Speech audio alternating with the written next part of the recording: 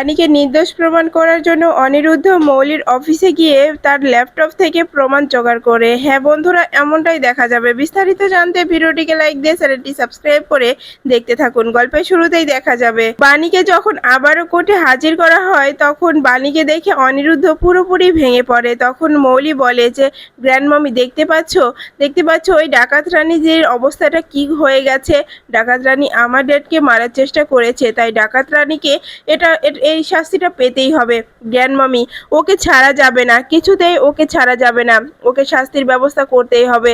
এরপরেই দেখা যায় যে মৌলির পক্ষ থেকে যে লয়ার মৌলিদের হয়ে কাজ করছিল, তিনি বলে যে যে জজ সাহেব, আমি যে প্রমাণগুলো দিচ্ছি এই প্রমাণগুলোর ভিত্তিতে কিন্তু এই বাণী চ্যাটার্জি আসলে অপরাধী, তাই ওনাকে শাস্তির ব্যবস্থা করে দিন আপনি। এরপরেই দেখা যায় মৌলি হাসতে হাসতে বলে, গ্র্যান্ডমামি, এবার ওই বাণীকে কেউ বাঁচাতে পারবে না। বাণী এবার শেষ। বাণী কি ভেবেছে যে এভাবে পার পেয়ে যাবে? না, কিছুতেই এভাবে বাণী পার পেয়ে যেতে পারে না। এরপরেই দেখা যায় যে তখনই মিসেস সেন বলে ওঠে যে যে আপনি এরকমটা বলতে পারেন না, কারণ এই প্রমাণের ভিত্তিতে আমার আমার আমার মক্কেল এতটা অপরাধী হতে পারে না। এরপরেই নয়নতারা বলে, দেখো দেখো দিদি ভাই, কিভাবে কথা ঘুরাচ্ছে, ওদের কথা ঘুরানো দেখে পুরোপুরি অবাক হয়ে যাচ্ছি। তখনই মৌলি বলে ওঠে যে এই সব কিছু নাটক হচ্ছে, আমার ড্যাডকে এই বাণী ডাকাত রানী মেরেছে, ওর হাতে বন্দুকটা ছিল। বিশ্বাস করুন জজ সাহেব, আমরা সত্যটাই বলছি, একদম সত্য কথা বলছি। না হলে আপনি প্রমাণ করে দিন এই ডাকাত রানী আসল অপরাধী, এই ডাকাত রানী আমার ড্যাডকে মারার চেষ্টা করেছে। তখনই পিনাক্ষী বলে, মৌলি চুপ করো, এভাবে কথা বলো না মৌলি, এভাবে কোর্টের মধ্যে কথা বলা যায় না। তখনই দেখা যায় যে মৌলি দাদু বলে, হ্যাঁ। এরপরে অনিরুদ্ধ বলে ওঠে যে আমি বিশ্বাস করি না যে বাণী এই কাজটা করেছে। তখনই মৌলি বলে ওঠে, অনিরুদ্ধ, তোমাকে না আমার ড্যাড যে কোলে পিঠে করে ছোট থেকে মানুষ করেছে, তাহলে তুমি এরকমটা বলতে পারছো? তখনই পিনাক্ষী বলে, মৌলি এ কথাগুলো বলো না, এ কথাগুলো বলার কোনো মানেই হয় না, এ কথা কেন বলছো? তখনই অনিরুদ্ধ বলে ওঠে, আমি কোনো কিছু ভুলে যাইনি যে পিনাক্ষী মেসোমশাই আমাকে কোলে পিঠে করে মানুষ করেছে, কিন্তু আমি যেটা জানি যে বাণী এরকম কাজ করতে পারে না।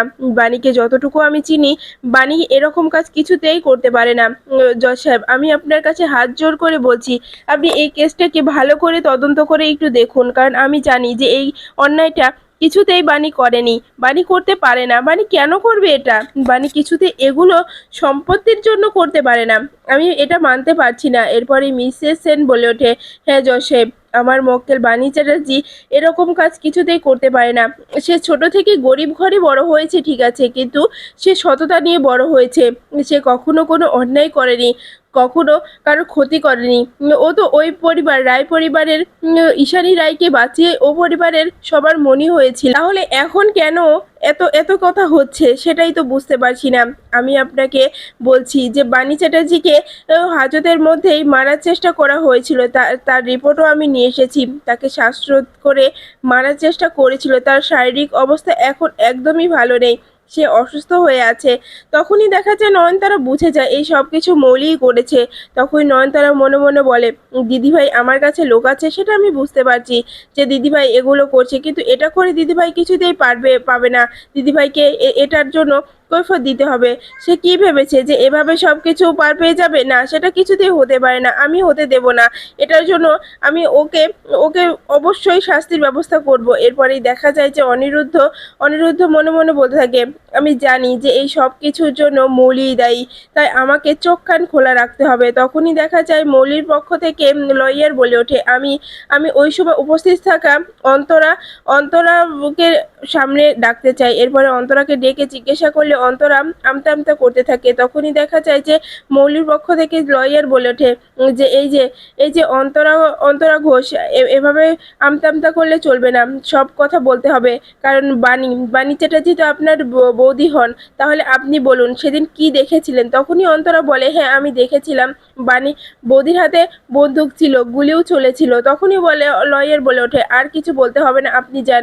এবার বুঝতে পারছেন তো জজ সাহেব যে এই সব কিছু বাণী চ্যাটার্জি করেছে, তার ননদই তার বিরুদ্ধে সাক্ষী দিয়েছে। তখনই জজ সাহেব বলে, এই কেসের শুনানি আমি অন্য ডেটে দেব, আজকে এই তামাতি বন্ধ থাকবে। এরপরেই দেখা যায় যে বাণীকে যখন আবারও থানায় নিয়ে যেতে যায়, তখনই বাণী অনিরুদ্ধকে বলে যে, অনিরুদ্ধ বাবু, আপনি আপনি আমার মামামকে দেখে রাখবেন, আপনি আমার মামামকে খেয়াল রাখবেন। আর এরপরেই দেখা যায় বানি মাথা ঘুরে পড়ে গেলে তখনই অনিরুদ্ধ বাণীকে চেপে ধরে আর বলে যে বাণী, বাণী কি হয়েছে, চোখ খোলো না বাণী, তোমার কি হলো বলো আমাকে বাণী, এভাবে চোখ চোখ বন্ধ করো না। এরপরে আস্তে আস্তে বাণীর জ্ঞান ফিরলে বাণী কান্নায় ভেঙে পড়ে আর বলে অনিরুদ্ধ বাবু, অনিরুদ্ধ বাবু আমাকে বাঁচান, আমাকে ফাঁসানো হচ্ছে, আমি সত্যি বলছি আমি বন্ধুকে গুলি চালাইনি, আমি গুলি চালাতে পারি না, কিন্তু কে বা কারা এই কাজটা করেছে সেটা বুঝতে পারছি না। অনিরুদ্ধ বাবু আপনি আমাকে বাঁচান। এরপরে অনিরুদ্ধ বলে বাণী তুমি চিন্তা করো না, একদম চিন্তা করো না, আমি আছি, আমি তোমাকে বাঁচাবো, তোমাকে আমি সত্য প্রমাণিত করে তোমাকে বের করব, তুমি একদম চিন্তা করো না বাণী, তুমি একদম একদম ভয় পেও না। তখনই অফিসার বলে অনিরুদ্ধ চ্যাটার্জি আপনি এতটাও ভাববেন না, আপনার স্ত্রীর দায়িত্ব আমি নিচ্ছি, ওনার ওনার ওনার সব কিছুর দায়িত্ব আমি নিচ্ছি, ওনার কিচ্ছু হবে না, ওনার প্রাণের ঝুঁকি আর থাকবে না, কারণ আমি ওনাকে প্রোটেক্ট করব। তখনই মৌলি বলে যে অনিরুদ্ধ আমি কিছুতেই তোমার আর বাণীকে এক হতে দেব না, তুমি কি ভেবেছো এভাবে সবকিছু করে তোমরা এক হয়ে যাবে, কিছুতেই এক হতে পারবে না। এরপরেই দেখা যায় যে অনিরুদ্ধ বলে বাণী তুমি একদম চিন্তা করো না, তোমার অনিরুদ্ধ আছে, তোমার কিচ্ছু হতে দেব না আমি, তুমি যাও, তুমি একদম নিশ্চিন্তে থেকো, তুমি খাবার খেও সময় মতো বাণী। এরপরেই দেখা যায় যে নয়নতারা বলে মৌলিকে যে মৌলি দিদিভাই দেখছো এই আধিক্যতা আর ভালো লাগছে না, এই আধিক্যতা আর দেখতে পাচ্ছি না, এভাবে আধিক্যতা করলে এইসব কিছু সহ্য করতে পারছি না। এরপরে দেখা যায় মৌলি বলে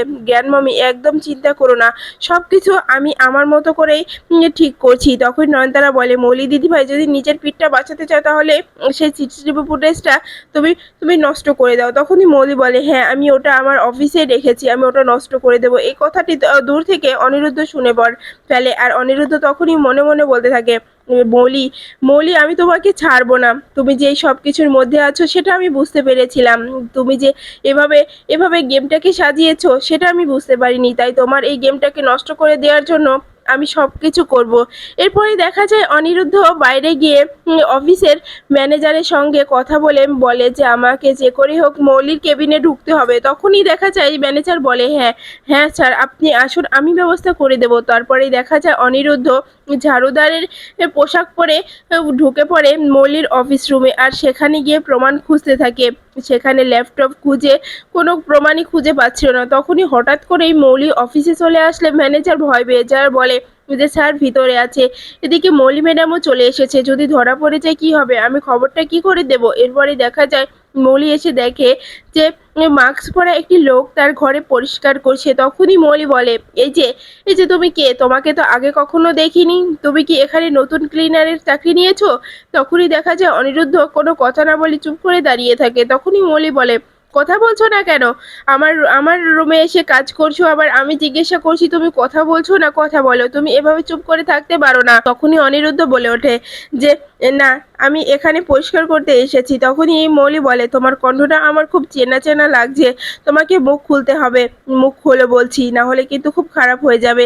এরপরে অনিরুদ্ধ মাস্কটা খুলে ফেলে মৌলি বলে ওঠে অনিরুদ্ধ তুমি এখানে কি করছো, তোমার সাহস কি করে হয়, তুমি আমার অনুপস্থিতিতে তুমি আমার কেবিনে এসেছো, আমার আমার এখানে কত ডকুমেন্টস থাকে তুমি কি সেটা জানো, তারপরে তুমি এখানে কেন ঢুকেছো। তখনই অনিরুদ্ধ বলে মৌলি তুমি কিন্তু বাড়াবাড়ি করছো, আমি এখানে একটা দরকারে এসেছি, সেটা তুমি খুব ভালো করে জানো, আমি বাণীকে নির্দোষ প্রমাণ খুঁজতে এসেছি। তখনই মৌলি ঘাবড়ে যেয়ে বলে যে কি বলছো তুমি, এখানে এখানে কিসের প্রমাণ থাকবে, তুমি কিন্তু বাড়াবাড়ি করছো অনিরুদ্ধ, তুমি এটা করতে পারো না আমার সঙ্গে।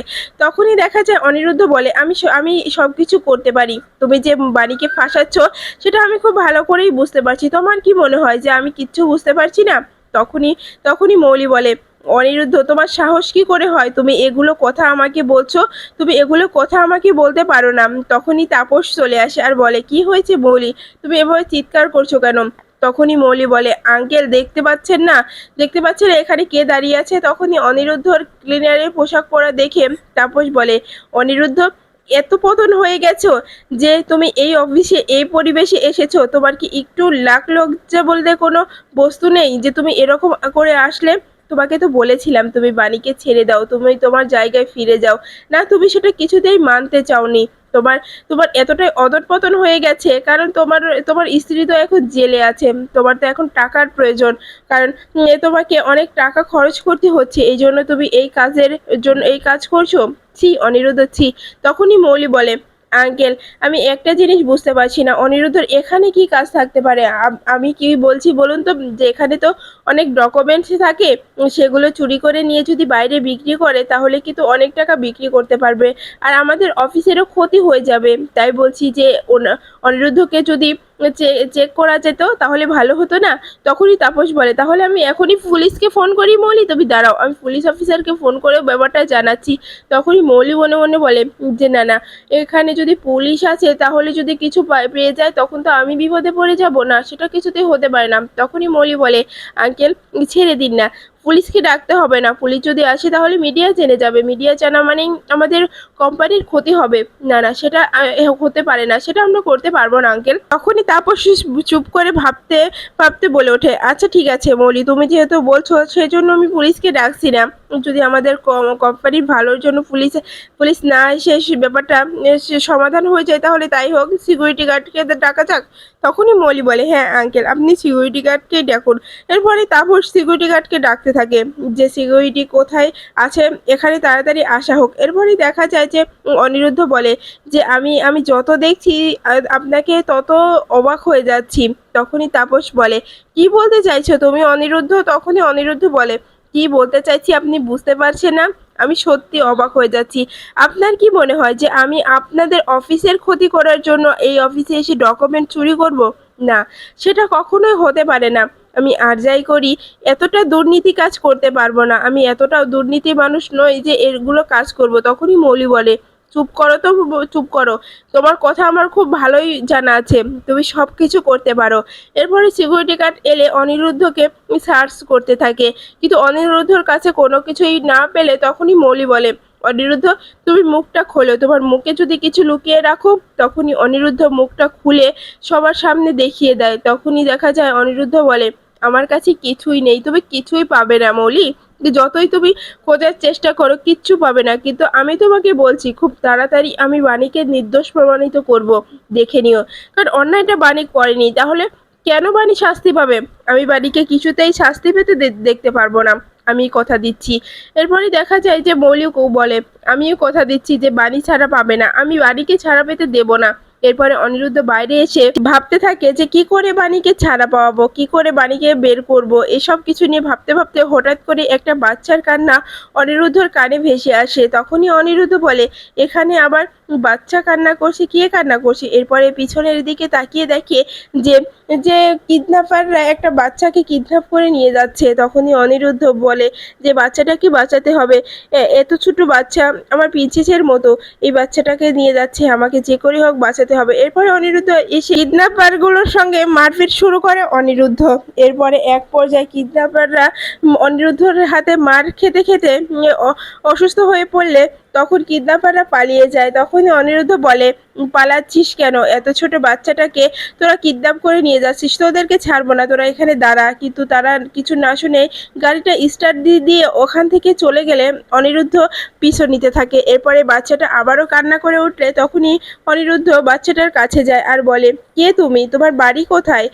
তুমি কোথা থেকে এসেছো? তুমি কিছু বলতে পারবে? তখনই বাচ্চাটা কিছুই বলতে পারে না, কারণ বাচ্চাটা কথা বলতেই পারতো না। তখনই বাচ্চাটাকে দিকে তাকিয়ে অনিরুদ্ধ বলে, এত ছোট একটা বাচ্চা কথা বলতে পারে না, তাহলে আমি ওর পরিবারের কাছে ওকে তুলে দেবো কি করে? এরপরে দেখা যায় যে অনিরুদ্ধ বাচ্চাটার দিকে তাকিয়ে বলে যে আচ্ছা তুমি ইশারায় আমাকে বুঝিয়ে দাও তোমার বাড়িটা কোন দিকে। তখনই দেখা যায় যে বাচ্চাটা হাতের ইশারায় বুঝিয়ে দেয় অনিরুদ্ধকে। এরপরে দেখা যায় যে অন্যদিকে বাণী কান্না করতে থাকে হাজতে। এরপরে অফিসার এসে বাণীকে বলে, বাণী, মিসেস চ্যাটার্জি, আমি আপনাকে একটা কথা বলতে চাই। আমি জানি আপনার মনের উপর দিয়ে কি যাচ্ছে। আমাদের এখানে একটা লোক আছে যার সঙ্গে কথা বললে আপনার অনেকটা ভালো লাগবে। আপনি যদি চান আপনার সঙ্গে তার কথা বলিয়ে দিই, আপনাকে অনেক ভালো পরামর্শ দেবে, এনে দেবো তাকে। তখনই দেখা যায় বাণী চুপ করে থাকায় অফিসার সে লোকটিকে এনে দেয়। এরপরে লোকটিকে দেখে বাণী পুরোপুরি শকড হয়ে যায়। আসলে লোকটা ছিল বিদ্যুৎ।